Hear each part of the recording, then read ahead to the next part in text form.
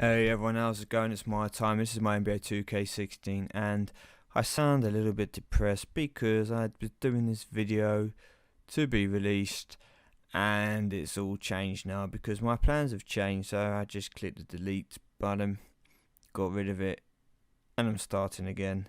So, on a slightly happier note, here's Rivals Clash, and as you can see, I've played a little bit, 444 points, and I get, should we say, the negative stuff out of the way first.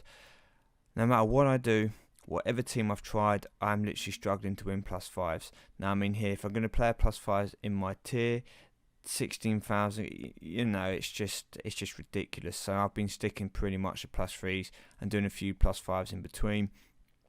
I don't know. I can't find a combination at the moment which is making it slightly easier for me. I mean, I've looked through the top 25 people and they are all star plus players apart from one player, and even then he still has a star pro in all these lineup. And it's just making me think that if you want to do plus fives pretty regularly, you've got to have literally a top team. Otherwise, you know that you haven't got the same kind of tactics that you can use in WWE Supercard. They just don't seem to work, or they're not working for me anyway. So if anyone can, you know, give me a suggestion, and please, I'm all ears. So I've just gone to using my better team and just, you know, sitting back doing those points. And I was gonna get some hot streaks, but yeah, it's 20. Oh, is it 20? I think it's 24,000 for 75 hot streaks and 48,000 reward points for 156 hot streaks. And when you bear in mind that 100 credits gives you 100 RP points, and it costs me just under £40 to get 6,500 credits, you're looking at just under £30 or whatever it is to get, or £28 or whatever it works out to be, to get 156 hot streaks. And if you play 60 games an hour, say that's a game a minute, you'd obviously want to hope to try and get fractionally over that. But if you could only grinding at about a game a minute, 2.5 hours time, you're going to use all those streaks. Yes, you will have pulled a few from the board. We'll just say that the few you pulled cover the games, the extra games you get. 'Cause you should get more than 60 an hour. Then you are going to be purchasing again and again and again every 3 hours or so, and I'm just not willing to spend that kind of money on a star card reward. I mean, don't get me wrong, on the packs it is slightly different because, say for example, a pack will be 3,200 credits, and what that will do is it will give you free cards. I mean, it's better value in theory than the NHL, where yes, you might be 2,000 or 2,500 credits for a card, but it's one card. You know, in WWE Supercard, same thing, 2,000, 4,000 credits, one card. You are getting free cards. Now, you may get 2 cards you don't want, you could get 3 cards you don't want, but you could also potentially get 3 top tier cards or 3 useful cards. So value wise, they're actually not as bad as they seem. Even the top packs, which are 5,000 credits, which offer you technically slightly better cards, then it's not the should we say, the huge kind of con that it first looks when you see the number of credits that they cost. If you compare them to the other games, you do get at least some kind of bang for your buck. But I now can't do them because I'll be working 3 days in a row. I'm not going to have the time in between to grind. I can't really play when at work, so this is just basically a waste of time. So I'm just here now playing these games just for the sake of playing them via Rivals Clash as opposed to playing them in exhibition, because there's no way I can even get the top rewards. But we will have a quick look at the top rewards before we move on. And if we go to rewards here, you see you've got Vince Carter for the Raptors against Paul George for the Pacers. Now, I would have thought a lot of people to go for Paul George over Vince Carter. You know, he has made the All-Star team. He's a standout player for the Pacers at the moment, and I'd thought he'd have been more popular. But maybe when you drop down to, say, the other star rewards here, and you've got Kyle Lowry against Danny Granger. Now, Lowry has been a pretty standout player for the Raptors, especially this season. So maybe that's what's tempting people. I'd pick Lowry, to be honest with you, over Granger. I'm not, say for example, going to be able to get the top card, so maybe this is what I'll be looking at. I'll be thinking, hey, if I can finish in the top 1800, that's what I get. That's what I'll be aiming for. Then after that, you've got an old school Chris Bosh for the Raptors, and you've got Jermaine. I was going to say Jermaine O'Neal for the Pacers. Bosh again. I'd prefer the Bosh card. I'm not sure about everyone else. I think he looks better. It's quite cool seeing him back in the day, before he moved to the Heat. And then we go down here, and it's Tracy McGrady, Rick Smits. I don't think too many people are going to be looking outside of the legendary cards. Most people playing the event are going to try and aim for at least a legendary card. So maybe that's why the Raptors are winning. There is no difference, okay, just between both Carter and George. Statistically, they've got the same number of stat points. I did count them up. Unless I made a mistake, they worked out to be identical. It's just obviously where they're attributed. That's the only thing that's different. So yeah, there goes my chance of potentially getting a star reward. Top 1800s, you can see here floating around the 2,200. My plan was to try and stay within touching distance, so anything under 3,500, so that on the Sunday, when I was originally going to be off, I'd be able to play and get myself some points, potentially then get the hot streaks, etc., and see if I could get myself into contention for the card, and potentially put a grind in, because there is no NHL grind, there is no WWE Supercard grind. It was a perfect time, but that's gone out the window, and instead we're going to try and focus on seeing if we can get a few more cards. And once my current season comes to conclusion, pro in a star card or two, and see if we can have more, more chance in the next road to the championship. We'll come out and show you that season very quickly as well. Managed season, I am 20 for 3. I have used the assistant manager because I was at work when I was just before I started this, and it was hard to keep going for a couple of hours to do the energies. I did a little bit, and then rather than forgetting, I said, that's it, I'm going to have to sleep and stuff. I'm just phoned on the assistant manager, and got to the finals last time, lost in the finals. I don't think I actually showed my rewards. I can't remember my last video, but in case I didn't, I got to my first finals, lost, so I got myself an MVP legendary card, and I picked up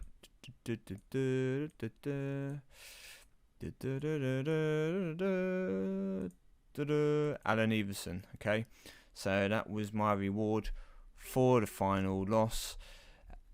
It's a bit late for me to get into the finals now, because as you can see, he's still going to rank low. Bob Lanier and Drew Holiday from my pack openings, along with Chandler Parsons and a Vince Carter himself, all slightly better than the MVP cards, being Hall of Famers and record setters, but still not bad. Iverson, it will stay for the time being.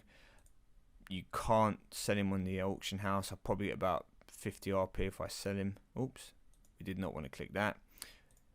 44. Yeah, so I'll keep him for the time being, but I wanted to win it. I wanted to try and get into Skybox. That was the main aim.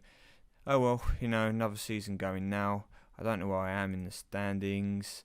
I lost the game because I wasn't energized, so there's not a lot between us all in the moment. I definitely haven't got the best team, but I can obviously do some stat charging to increase my likelihood of winning. So what I'm doing now quickly is I'm going to segue out, then I'm going to come back with something different just while I'm playing a few games of Rival Clash, and give my predictions on the forthcoming NBA games tonight. Okay, so I am back, and now as I play a few games, mixing it up between +3s and +5s, depending where I come across people that are in my current tier. If I can get the +5s, I'll play those, but otherwise I'm going to have to settle with +3s. I'm going to go over my predictions for the 6 NBA games tonight. And leading off, disclaimer before we go any further, I am pretty clueless at sports in general, and that does include basketball. So, don't listen to anything that I say and take it as gospel. It's just my opinion, and it's probably going to be the wrong opinion, okay? So with that said, we've got the Atlanta Seahawks at the Indiana Pacers, and Pacers, I believe, were minus 2.5 on the handicap roughly, so slight favourites in the game. The Pacers, a bit hit and miss, got not too bad at home. Paul George, obviously, in Rivals Clash here, the top reward is their star attraction, their main man. If he turns up and scores 30 points, which he's easily capable of doing, they've got a good chance of winning. The Seahawks, they remind me a bit of a football team in the English Premier League like Tottenham Hotspur, where they kind of like promise to maybe do a bit more and surprise a few people, and yet they just fall short. Those glimpses of hope just continuously distinguished, and I kind of think that's the case here. I mean, the Seahawks will probably, I say probably because I don't know, probably rely on Kyle Korver's ability to, should we say, sink those 3-pointers to help keep up with the Pacers. I mean, if they can nullify George, then they can probably squeak a win. I think it'll be quite close. I don't know why I'm going to go with the Pacers. Can give the home team the advantage here. Minus 2.5. I think Paul George will step up, and I think he will be the difference. Possibly, I reckon that even 2.5 is quite generous. I reckon they could win this by 6 or 7. So that would be my bet. Pacers to win, handicap minus 2.5 wouldn't be a bad bet either. That moves us on to Denver Nuggets at the Washington Wizards. And I'm actually going to go with the away team here. I'm going to go with the Nuggets. They're the underdogs, quite big underdogs as well. I think they're +7 on the handicap. But I just don't really rate the Wizards at the moment. I don't think they're performing as well as they should do. I think they've got a lot of problems. I know the Nuggets concede a lot of points. I know defensively they seem to get pounded, but they're getting pounded by other decent teams. I don't think that the Washington Wizards are going to be able to.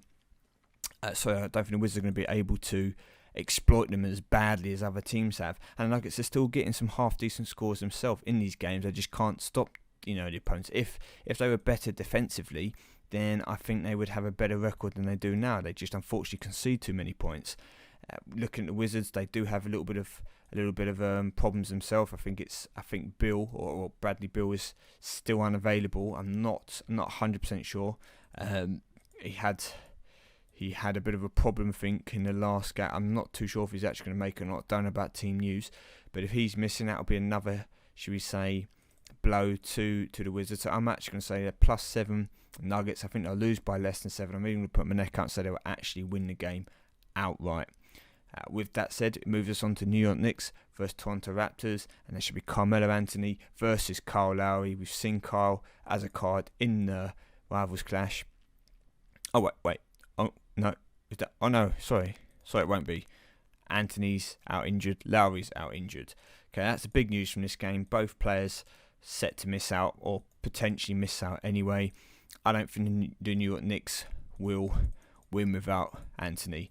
I mean, they've been a bit underwhelming all season, but they definitely need their star big man in there, youngster, to help them, should we say, in pretty much every game. And the Raptors been really strong at home. They're a good, solid unit. Okay, Lowry is a big blow for them. I still think they've got enough to beat the Knicks. They're -10 on the handicap. I think it'll be an easy Toronto win. Not too sure that I'm not going to back them to win it by 10 though, especially without Lowry. If Anthony does play, then yeah, not for me. Just go with the Toronto win. Moving on, Milwaukee Bucks against the Memphis Grizzlies. Again, I'm going to go against the grain here. I'm going to go with the Bucks, mainly because I think they have been better as of late. They've put a few good performances in. Jason Kidd now is back. Their coach, he was ill for his 12-13 games. He's back. They won the first game in charge of him back. And the Grizzlies have really, really disappointed me. And I watched them. They were a team that I followed for a bit last year. And I don't know why. It's just something to do with the badge. And I just like the kit and everything. And I decided to follow them instead. And this season, I haven't been overly impressed, to be honest with you. I haven't been overly impressed. Yes, okay, they've had a few wins of recent, but they're not killing teams off. They're not finishing. They've done it with Orlando. I think they were in overtime the other day as well before they got the victory. I think they should be better than they are. I mean, they got Mark Gasol up up there leading the line. They got Jeff Green, who's recently been doing quite well. I think their home form is what's been saving them. I think they're 11 out of 12 at home, and the way form is, kind of holding them up, stopping them from maybe pushing on slightly and being like a Toronto Raptors. So they're going to be thereabouts for the playoffs. So I think the Milwaukee Bucks can give their playoff hopes a big boost with a victory here. So I'm going to say the Bucks, and they are the underdogs. Not sure how much Memphis is giving them. It's probably about 4 or 5. I'm going to go with the Bucks. I'm even going to say the Bucks will win outright, not just on the handicap. Okay, brings us into the next match, which can be Sacramento Kings. Can I get something decent on here? Sacramento Kings at the New Orleans Pelicans. And this game, I think, depends on the synergy between Rajon Rondo and DeMarcus Cousins. Now, if you do follow NBA, you'll probably be well aware that recently I watched a game against the Pacers. Cousins got his personal best of 48 points in that match, and he followed it up against the Hornets with a franchise best of 56, I think it was, and then he's followed it up with a dismal display. So there you go, typical of players, to be great, and then kind of go off the ball in a match. But Rondo's key to this. He's passing. Some of those passes in the Indiana game were just great into the paint. He's got good awareness. They seem to have a really good synergy together. They play well together. And if them two turn up, I think the Kings take the Pelicans on and they beat them. I don't think that it's a close game. I think they will actually beat them, 7-8 points. But Pelicans, depends on Anthony Davis. The Kings are the favourites, I think about minus 3.5 in the handicap. Davis hasn't been particularly overwhelming, all season. He was meant to, drive the Pelicans forward, and it hasn't really happened. They haven't been particularly strong at home, they've been quite poor away. Every time you think they might turn a corner, it just seems to come to a halt. But I'm going to give them the benefit of the doubt here. And I'm going to go with the underdog again. I reckon New Orleans. I reckon they're going to scrape it. It'll be by 1 or 2 points, I think. Whichever team wins, I think it's going to be 1 or 2 points. I think that the handicap on the Kings is probably quite accurate, 3.5. A couple of points. I'm just going to give it to Pelicans. I'm going to say Davis is going to turn up today. And say the defense is going to turn up. They're going to keep Cousins at bay after his hot streak.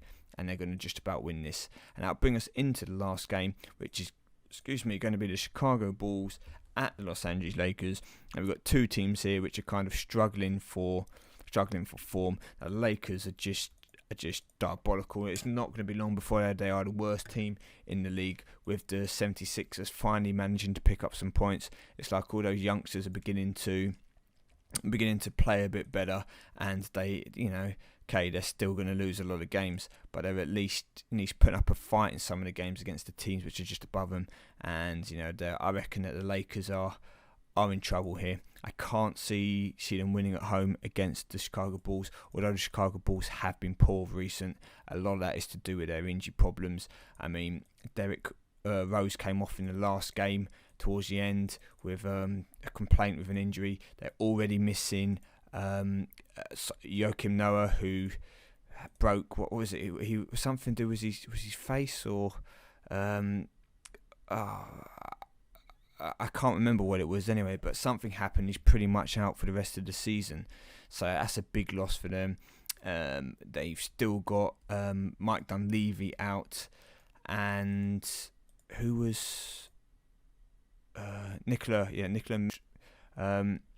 Mirotic is also out. So yeah, a few problems there for the Bulls, and I think they've got some of their bench players are also injured. So they're relying quite heavily on people like Butler to come up and be strong.